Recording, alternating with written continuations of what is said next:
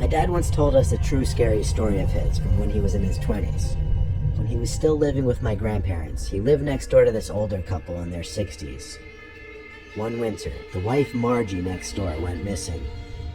The husband knocked on their door and asked my grandparents if they'd seen her, but unfortunately they hadn't. No one had, apparently. A few days later, my dad was out at the park playing football with friends. That's when it started to snow. They played in the snow for a while until it got to be too much. Then they all went their separate ways back home. When my dad got home, he realized his parents were gone. My dad started the fireplace and went to his room, which was adjacent to the living room, to throw his stuff on his bed. Then he went to take a warm shower. When he got out from the shower, he thought he heard humming from the living room outside the bathroom. He opened the door a crack in his towel and said, "Mom?" The humming stopped, but a creaking sound continued. My dad threw on his clothes in the bathroom and walked out into the living room. There in my grandpa's old rocking sofa chair was Margie from next door. She looked straight at my dad and said, "It was so cold I needed to get warm."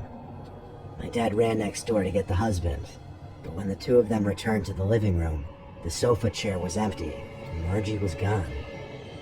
The two of them searched the whole house together, calling her name, but she wasn't there. Now, this much of the story was enough to creep me out already when my dad told it to us.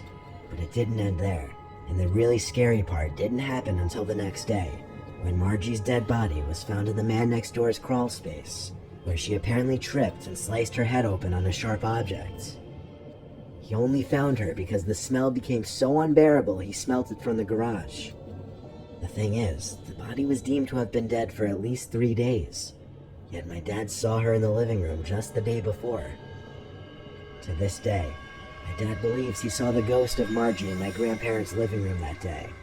And my dad's not one to make stuff like this up. When he first told us this story when I was 9, let's just say I didn't get much sleep that night.